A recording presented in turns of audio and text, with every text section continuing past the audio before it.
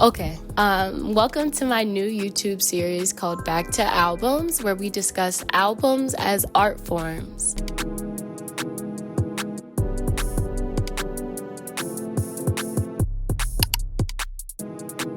Art is subjective, so shall these reviews be. The focus here is not on whether an album is good or bad, it's on what story is this album trying to portray and how. With that, let's get back to albums by starting with The End. The Black-Eyed Peas.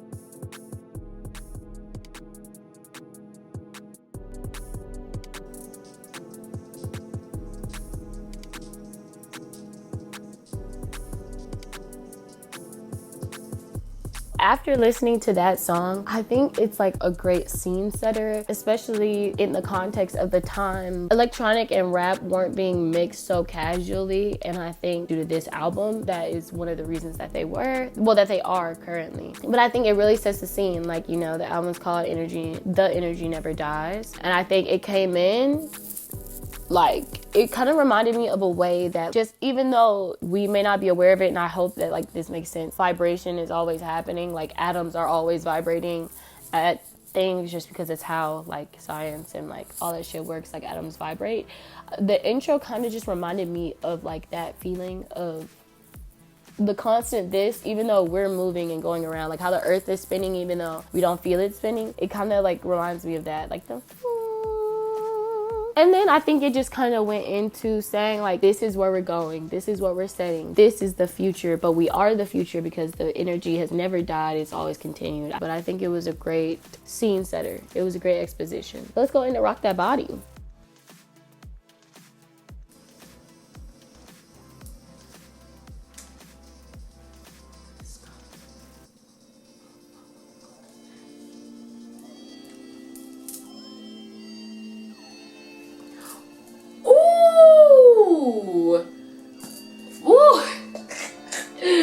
Wait. The transition from Rock That Body to Meet Me Halfway, that was good. That was good. It doesn't even take you out of the story. It doesn't give you a chance to do that. I paused it so that I could talk to y'all. Just want to say I think Rock That Body is just a continuation of the energy from Boom Boom Pow. Just kind of reminding you that the energy is still going. It's different. It's a little up. It's more dancey. It's more like, yeah, but it's also a combination of old with a sample. And they lyrically do say like, this is for everybody. This is genreless. It's freedom in terms of musical expression. Like I said, you know, we're telling stories. I'm not getting hung up on lyrics if music is where the story at, and vice versa. I take the story where it's given to me and take it to the moon. We're gonna go to Meet Me Halfway.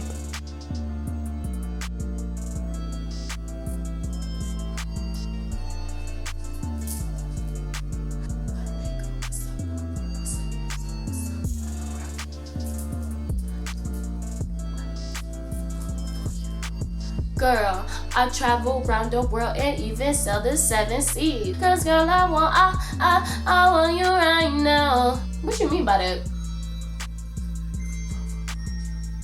Can you meet me halfway? Hold on.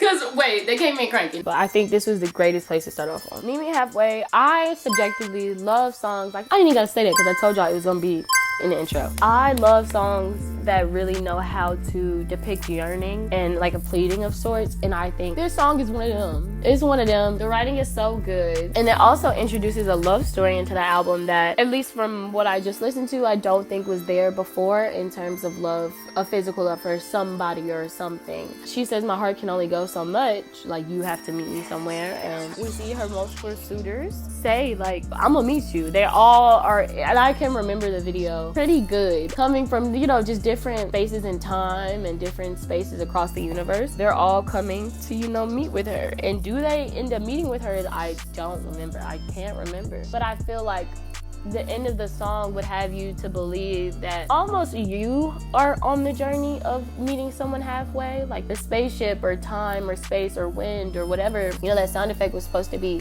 It kind of is like, okay, now you're traveling dimensions with them, and then when you land on I'ma be. So I think it does a really great job at transporting you through whatever time and space these people are looking to find. And also the bridge still reminds us that energy has not died. It's still there. This song may be slow, but these synths are still underneath. This is coming. And then the little 4 times was just cute. 4 or 3 times. We love angel numbers, so that was cute. Yeah, I really liked it. I love Meet Me Halfway. Like, I like Fergie's vocals on it. I just like everything about it. And it continues to take us to the story, and it adds depth to the story. And we're just 3 songs in. So I'm gonna take my break, and I'll be back, and then we're gonna finish this album.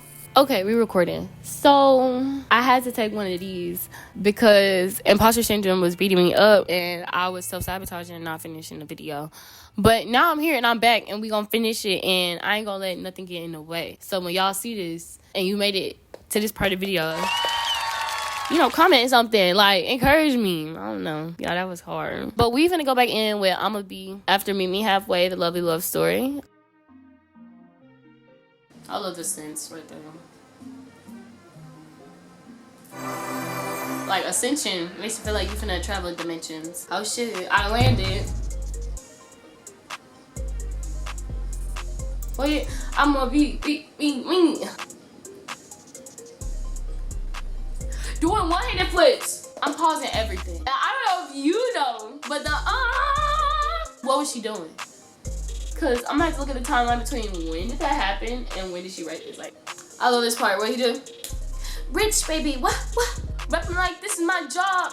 In terms of I'ma Be, I think it was just a reiteration after Meet Me Halfway that energy's still not dead, it's still going, even though it may change its form or shape, is different. It just reminds me of an Energizer Bunny almost. The synths around 1:55 or the chords, baby, y'all going nuts. If I need anything to just keep pushing me up, it was actually listening and paying attention to those. That really kept the energy going. But thinking about the story, I think, you know, our people, they're manifesting through energy, they're manifesting through words. Yeah, I think this song is just a reminder that the energy is there, and that not only is it there currently, like, it's there in the future. If you were listening with me, you would understand. I think it's a continuation of energy into the future, which may be why there's so much manifestation on this song. I may stop, I may keep going.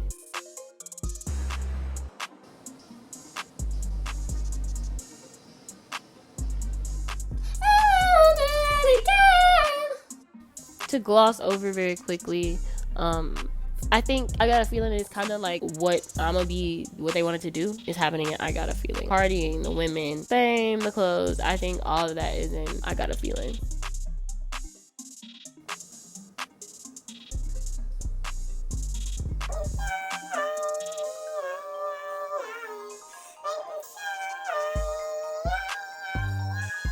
Okay, I just finished listening to Alive, a song that I honestly forgot was on this album, but I think the placement was very refreshing. It came after I Got a Feeling. But going to Alive is the continuation, I feel like, of our love story, not featuring Taboo. So I don't know if he didn't make it halfway, but he's not there. Which I really think that, like, if Alive came out in 2017 with, like, the Calvin Harris Rolling and the Weeknd remix, they were ahead of their time. I feel like if you listen to the song, you'll know exactly what I'm talking about when you hear the sound. And a continuation of our love story, we have, I'm just gonna say will.i.am and Fergie, for the most part, kind of singing to each other at first about how, I love you, you're the only one, without you I can't feel things. And then Fergie comes along and agrees, but is also saying, you know, I left for a reason, etc. And then we have Apple Diab, who comes in later, essentially kind of re-emphasizing those points, but more emphasizing the need to get back together and love over all of that. And I think that was kind of the point, to say that amidst the things that we went through, you make me feel alive, so I kind of need you and I don't want anybody else. So I think that's what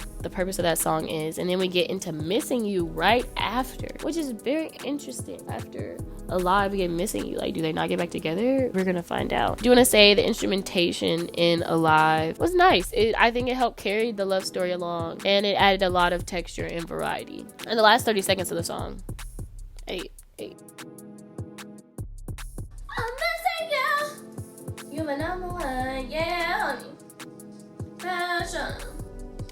Missing you, missing you. missing you. Oh, a little Travis Scott. Okay, we see the children's.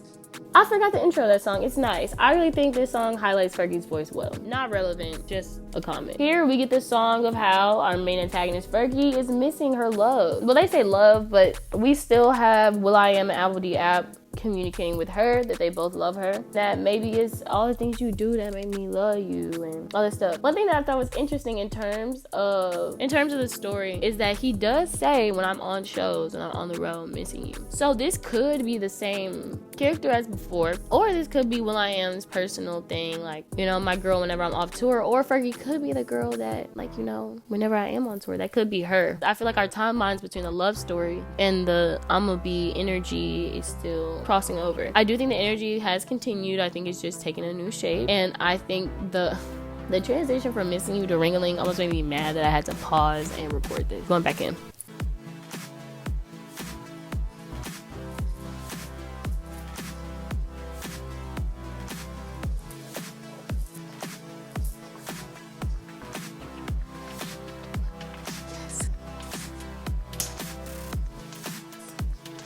Ring-a-ling is one of my favorite produced songs, I think, on this album. The production is great. I love the instrumentation. It's so bad. It's very interesting that this comes after Missing You, when this is really about a late night booty call. Again, Fergie's the female voice of this song, and it's still the same two guys, so I'm wondering, I'm like, is she booty calling both of them? Like, you know, like, just trying to figure out her needs. We love a girl who knows what she wants. So I guess we still have our two, you know, our love triangle. I don't know if that's intentional. I don't know if Taboo is just, like, not in production, but that's what I'm going with because that's the story I'm getting. But yeah, he calling. They want it. That's it. But the energy is fire as fuck. Like, the production is, like I said, one of my favorites on the album. And then we go straight into Party All the Time. I don't approve of the use of the R word, by the way.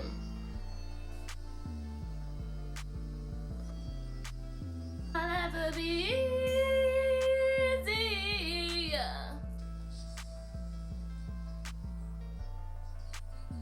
Okay, the next two songs we have are Party All the Time and Out of My Head. So Party All the Time kind of reiterates themes that we saw earlier in the album with I'ma Be and I Got a Feeling with partying, going out. I want to get lit. I want to have fun. I want to talk to my folks. And I think, you know, it's just keeping that energy going on throughout the album because that is part of it. Like, the energy never dies. So I feel like if you take a closer look, we could really be saying that, like, if capitalism was not so prevalent on us and, like, sticking it to the man, then maybe we could actually go out and enjoy time with community, like in an eternal cycle of work. That could also be it. One thing I really liked about Party All the Time was the 808s when they first come in. It's like that heartbeat, that, like, that little shockwave, like, reminding you that energy ain't dead. It's not dead, even though there's different songs, it's still here. Like, that same undercurrent that I said was going through, like, the whole album.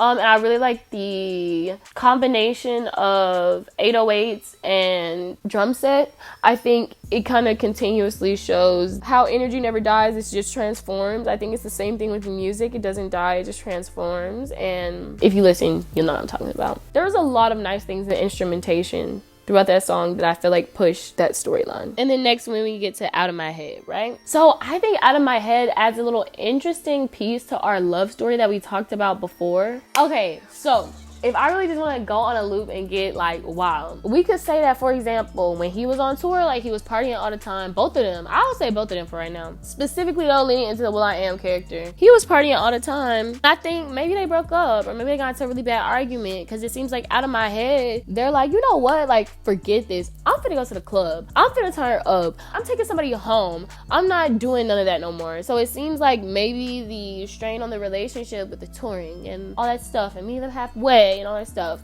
it seems like an Out of My Head. It's like, okay, like, you're out of my head now. Like, I'm gonna let it go. Maybe I thought you kept me alive, but it doesn't matter because I'm out of my head right now. I really like the funk inflections on this song. I really like the instrumentation on this song. Kind of like plays with your heart on, like, I am finna go out. Like, energy wise, there is a little like, I'm not thinking about you, you know. I think that's, like, a part of it, and I really like that. I like the instrumentation. I feel like Black Eyed Peas and the producers that they work with do funk well. They blend funk very well too, and I think that another example of energy never dies, music never dies, a continuation of our love story. So we're gonna keep it going.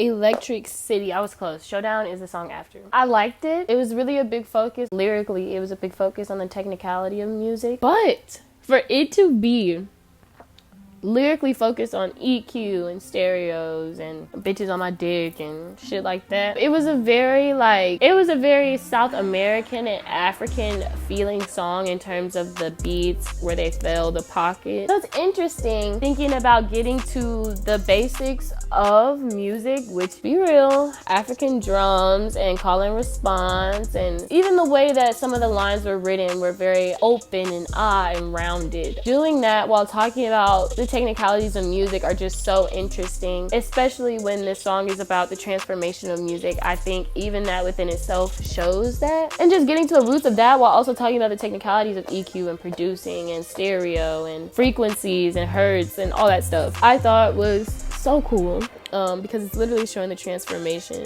from African drumming all the way to current electronic and rap and how that sits within there. Some of the flows reminded me of early 90s rap and, like, I don't want to say Beastie Boys, but yeah, it was a little reggaeton in the beginning. Appreciated it. I think continuously telling the story of transmutation and music. Yeah, we're going on to Showdown next, which the transition between the two.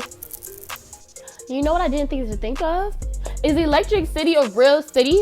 Is this like lore? Like, is this a real city with these characters? Like, do they live here? Do they tour around here? Something, you know, I gotta ask the question. You can't say that I forgot that aspect of lore.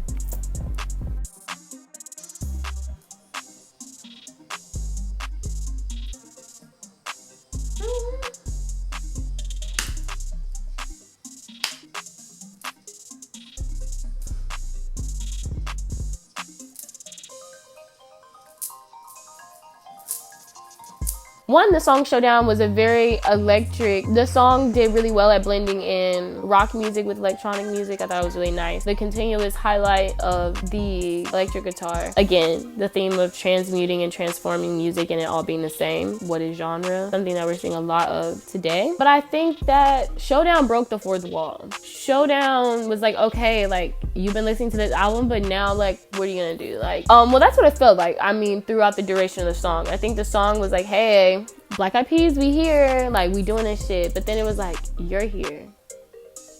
And I don't know, that's just what the song at the end felt like, especially because hindsight is 2020. Knowing that the generation he is talking about is us, like Gen Z, like it is us. And how literally what he said in the song is what we're doing now. So telling. And it's so interesting because will.i.am said, like, 2 generations from, like, now, like, people are gonna look back and go back to this album. And I'm like, it only took one. It only took one. Really, I don't even think it's a full that. Yeah, that song broke the fourth wall.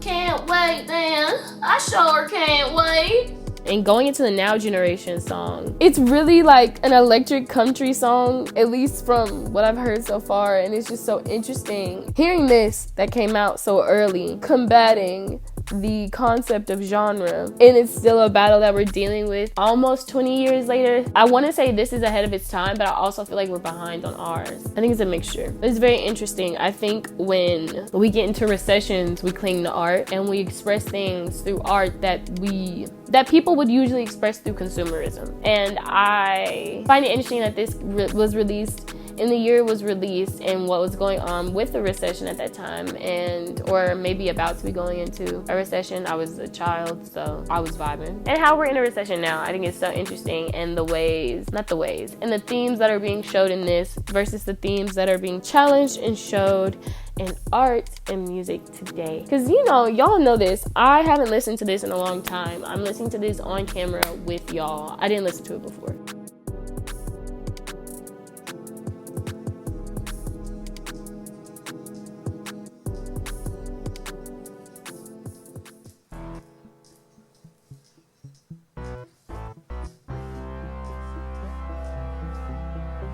Freedom with everybody free.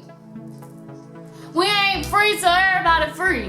What are you trying to say? Before my phone dies, I want to say I think this song is kind of like a callback to Where's the Love. It's like, y'all, patriarchy, capitalism, hello. I think that's what this song is basically saying. I personally don't subscribe to the whole like one race thing. I'm gonna leave that alone. How you gonna have a rainbow with no color? But I get the concept. I understand. The echoes of we not free till we all free. The same way that energy transmutes. Let's forget capitalism and keep it pushing. Like I said, I think the second half of the album is a fourth wall break. And I think, you know, this is a message for us.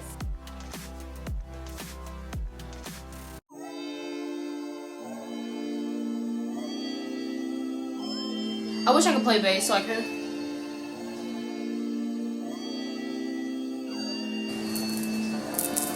Alright, so I was not lucky enough and my phone died. But while my phone was charging, I did some tasks around the house because make it productive. Thinking of this song, I think it's really just kind of a call to what the album is and is saying is that music transforms and will continue to transform, and at that same time it'll hold on to the past, like, because it all exists at the same time. You get what I mean? Like, I think this album was really showing that, especially this final song. And they do mention how record stores are closing and just, you know, like the concept of physical media dying, and they were right, and it's continuing to die. We're gonna bring it back though, because physical media is important. Owning media is important. It's important. It is. I could probably link some videos to why, but it is important. And I really liked how in 2009 they're talking about how record stores are closing and things like that, because it was the downfall of a lot of stuff. It was the robbing of money going into artists' pockets and into the pockets of corporations and conglomerates and all that lucky shebang. The song is very funky. I think it calls back to a lot of their like older roots in terms of like Black Eyed Peas music. But they really just address like the roots of a lot of different genres and how that's not possible. And I think all of it was just the conglomeration of that. It was just a reminder that music is always going to be music, and you can't take that away, especially when people are really trying to create meaningful art. We heard the stories of the love and everything else that was entangled within that, but we know the general story was energy never dies, music never dies. And even though it seems like the album is a dying art form, it's not, and it won't be, because art doesn't die. I don't know how to describe that better, but yeah, that was the subjective review of the E.N.D by the Black Eyed Peas.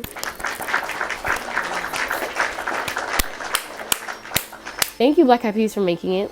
Thank you for anybody, writers involved, any producers involved, all the audio engineers assistants, any executive assistants that ran and did errands for this. Just thank all of y'all. Thank all the instrumentalists, composers, arrangers, ad-libbers, etc. Anybody that was a part of this. Thank you for creating art. Yeah, there are some controversies with this that I may record another thing for, like with Boom Boom Pow possibly being plagiarized, I guess maybe the right word. I did listen to both versions of the song.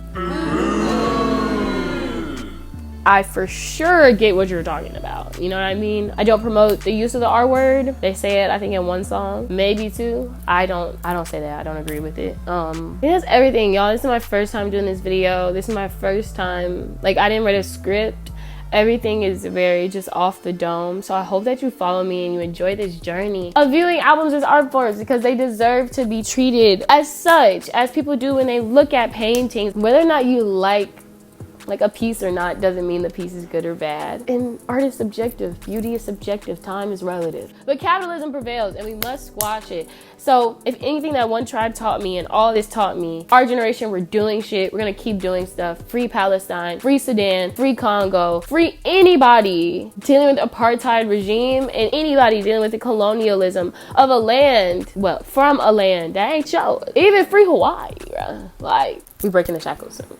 Thank y'all for vibing with me. This was really just so unscripted. I was so nervous. I think that's why I took that long of a break. I was scared, like, what if nobody gets it or nobody likes it? But there's no point in worrying about that. So I'll see y'all in the next one, because I'm gonna do it again. The ninja? Look at that. Is out.